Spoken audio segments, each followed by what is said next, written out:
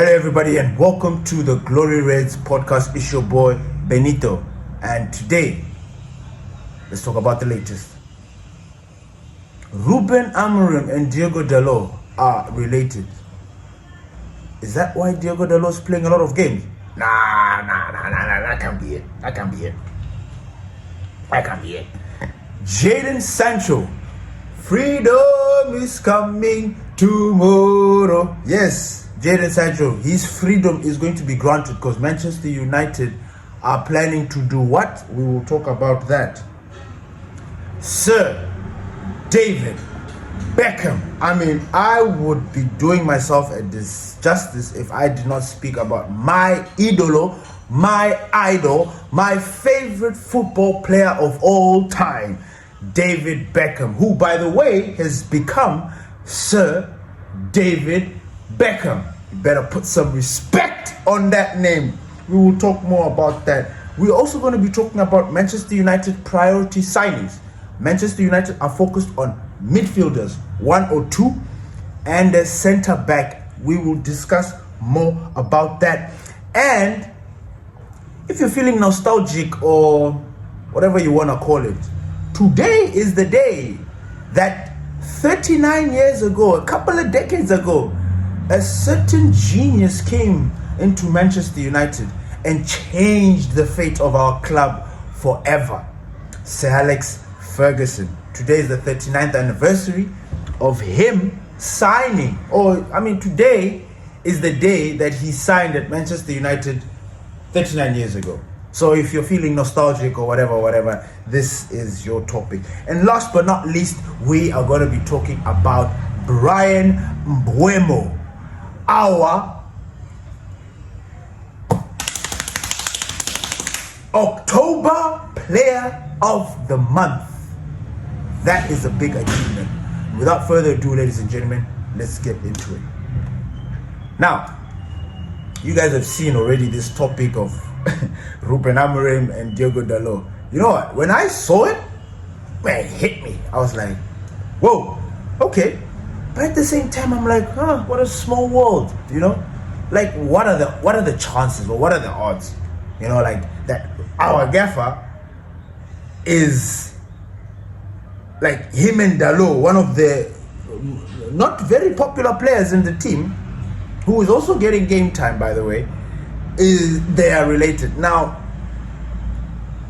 the article that I read, there was some sort of twist in the way this guy was presenting his article, because they kind of were trying to insinuate that is why Diogo Dalot is getting a lot of game time.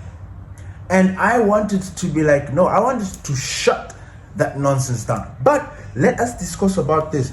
The Portuguese ancestral website stated that the duo are great grandsons of Carlos Dalot, a 19th century circus artist. Now, you guys can make fun, do whatever you want to do.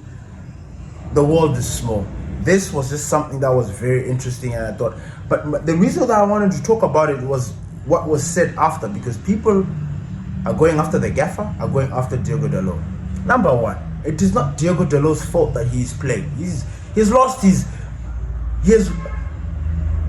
that power, or whatever it is that you want to call it. He's not as appetizing as some thought he was. I particularly thought he was normal for a very long time. I've always said Diogo Dalot is normal, so I want to put it out there. But based on our circumstances, people are seeing Dalot playing and everybody's like, there's some sort of favoritism or nepotism or whatever you want to call it. And for me, I do not believe it. The only reason that I think Diogo Dalot is playing is because he's fit, and during training he's putting in a shift. And then the next best thing is either injured or they are not ready. So Dalot is going to have to do. I don't know if that made any sense to anybody. Patrick Dogu is still being marinated, as far as I'm concerned. He's still being marinated. He's still being left in that sauce so that the juices can get in and you know what I'm saying, do the magic in the meat. Dalot is a placeholder. Honestly, even in my starting lineups and stuff like that, I've always put Mazraoui there. But then I've started to understand why the gaffer is doing what he does. But we will talk more about that. And so there's this narrative that no, Ruben Amorims is choosing Dalot because of favoritism, and I truly do not believe that. Dalot is a very reliable player. Limited, but very reliable. He's fit, he will do a job, he will always be there. And I guess you don't really need to give him too many instructions because he has got that experience under his belt.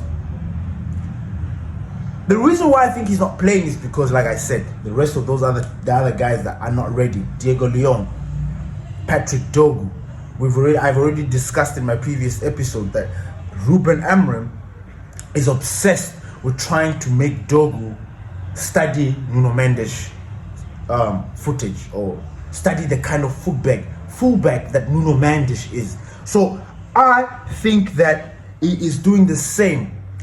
Now, while he's doing that, unfortunately for us, we are suffering a little bit. Now, I initially thought that Mazraoui was going to be the perfect player to put there, because we know that he's a utility player. You can put Mazraoui anywhere on that pitch and he will do a job, and he will do a stellar job, you know. And I was actually waiting for him to come back and be fit. Now I didn't watch the previous game, but I saw the starting lineup. The starting lineup was an unchanged starting lineup, and then I saw the substitutions. The substitutions were Dalot came out for, when Dalot was substituted, they put in Diogo. And Mazraoui, when he came on, they took out Yoro. So already that has told me that there's something wrong. Not wrong in that big sense, but managing. He's trying to manage the minutes of our players, particularly Yoro. Yoro is the type of player that's supposed to be playing 90 minutes. But I don't think his body or something is off. They don't play 90 minutes because why else would the gaffer put Mazraoui in there? Why? When we've got Dalot there, who is, you keep Yoro at the back, let him just continue doing the business that he's been doing. Take out Dalot, who, by the way, has got 2 left feet when he's playing on the left. Take him out. The gaffer mentioned that this guy is crippled because he's a right-footed player playing on the left wing back. But that should tell you the gravity of the situation. The fact that Ruben finds the need to play Dalot in that position should tell you that we are lacking there. We are lacking there. There's something up going on there. But like I said, we are still cooking. Diogo apparently is still marinating. I can't wait to see the finishing article for Diogo, because he is somebody that I am not happy with. I understand the potential is there. I see it. But then every time we've brought in so many players with potential. So many. And we've all had our own say on whether the guy is going to be a great thing or whatever. Now, personally, Diogo, I don't see him special. I just see him normal. Now, I want him to be special. I want him to be the next great thing, because we've had some famous left-footed players. Patrick Evra, we've had Luke Shaw handling that business over the years. We've let go of a couple of players as well that we didn't want to, but you get my drift. So this situation with the substitution and Dalot, I get it. I understand it. I'm just hoping this time again, like this game that we're going to be playing against Tottenham, it's going to be different. I would like to see Mazraoui come in there. But that's a topic for another day, another episode, because we still have to talk about the match preview. Then we need to talk about Manchester United's priority signings. Speaking of left wing back, I was just there talking about Diogo, Dalot. Manchester United are prioritizing 2 midfielders and a center back. No left wing back. Left wing back is not a priority, and rightfully so. When you think about the big schemes, I mean, we could. I mean, okay. I don't want to say it's never too late, or it's too much. It's never too much. Honestly, we are about to bring in 1 or 2 midfielders. In fact, they said 1 or 2 midfielders, because we could bring a heavy-hitting, expensive midfielder, 1, and a centre back, or we could bring slightly expensive and another, cheaper nyana, a little bit on the good price for us to. Honestly, I don't know what we're going to do, but we've been speaking about this midfield situation. The names: Elliot Anderson, Carlos Baliba, Angelo Stiller. There was Scott McTominay. Kobe Menu is in the mix there as well. In the sense that there's this midfield hunger that Manchester United needs to fix or quench, or whatever you want to talk about. But yes, these midfield, Adam Wharton, the names, like the United are linked to at least 5 midfielders, top midfielders, Premier League proven midfielders. So, and this is the priority, or this is the position. I think it is the most significant position, because this is the position at the moment that makes a lot of fans nervous, because people don't see Bruno and Casemiro as being fit. But you look at Casemiro, the numbers don't lie. Casemiro's numbers don't lie. Ever since he's been in there doing the business, I think he's provided I don't know how many goals and assists, and nobody's saying anything because it's Casemiro. He's not the shiniest toy, but I think he's got 3 assists, or 4 goals, or 3. His numbers in October, his numbers in September, they've been good. They've been good for a midfielder who people are not even paying attention to, who people want to continue complaining about. When I tell them, stop, this is Casemiro, brother Case. This man is elite. This guy has done everything under the sun, and he's here at Manchester United, loving us, being part of the journey. If Casemiro had the attitude of Di Maria, I would have told this motherfucker to leave. Like, I would have been entertaining Casemiro. But Casemiro is respectful. He's so respectful. And I know some of you, that doesn't mean anything, but that means everything to me. He's respectful. He wants to do a lot in the club. He's humble. I wouldn't be surprised if he takes a pay cut. That should tell you a lot about Casemiro. He wants to play at the highest level. Everybody wants to go in on him. Yeah, look, he's old. He's going to be replaced eventually. He's not the end. I don't know why people got their panties in a twist. Casemiro, Bruno Fernandes are 30 and above. What is Ineos? What did they say in their manifesto, in their ideals? What do they want? Players that are 25 and younger.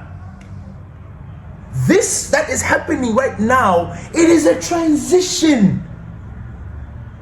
Manchester, guys, sometimes when I think about my club and I listen to some of the bullshit you guys speak, it makes me sick. This is a transition. We are going into a better place. Now, all I ask is that we give Casemiro the respect and whatever. Look, when Casemiro gets injured, he'll be out. And when he's out for a while. You know this. For the past three seasons he's been at Manchester United, you know this. Casemiro takes long to find his fitness. He needs game time to actually find that fitness. And if he gets injured, that's it for a couple of times, like a couple of months. Adios, Casemiro, until next time. Why are people? We are going to get rid of him eventually. But I'm tired of this narrative that, hey, Casemiro, hey, Casemiro, Bruno, Casemiro. I'm tired. I am tired. He's doing the wonders. His numbers are not lying. If you think I'm lying, go to fantasy. Fantasy, the stupid game that we play every fucking weekend. Go and check it out. Look at his points. That should tell you enough about Casemiro. Moving on. Brian Mbeumo. Our October, is it? Our OVO, our October very own. Brian Mbeumo has won the Premier League Player of the Month. Guys, this is a big achievement. Please, let's give Brian a round of applause. Please.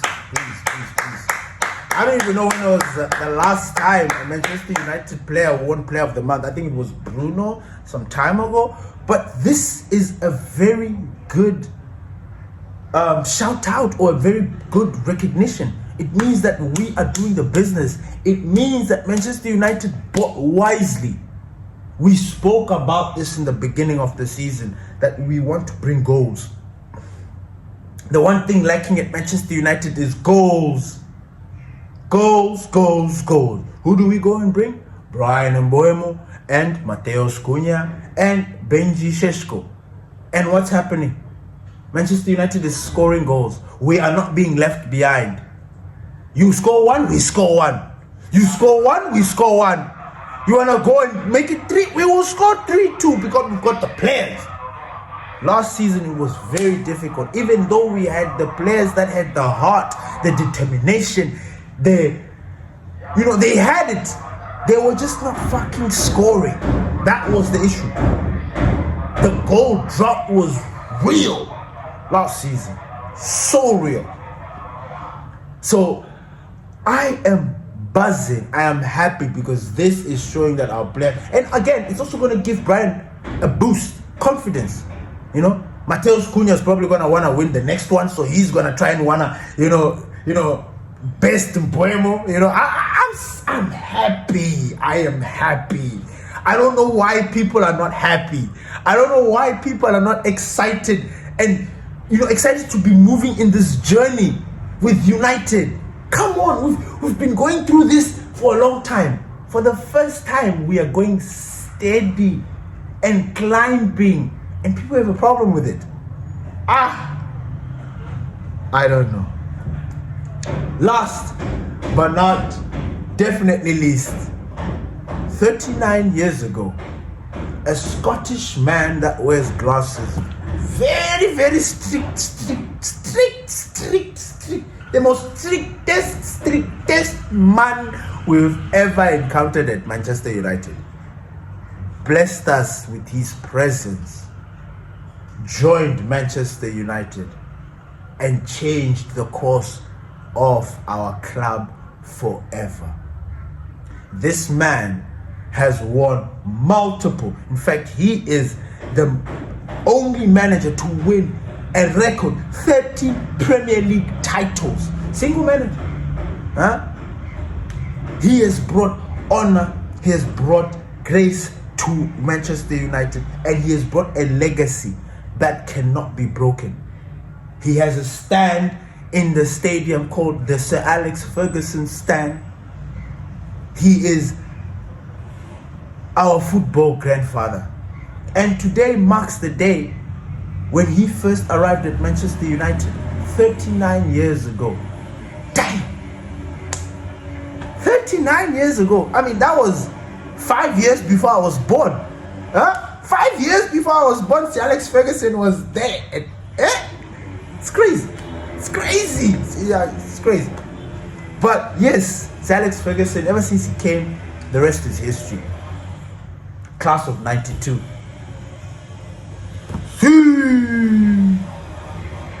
What else? 2-peat FA Cup, 3-peat Premier League. Come on. Treble winning manager. I'll leave that with you there. Thank you everybody for listening to the Glory Reds podcast. It's your boy Dom Benito. Peace.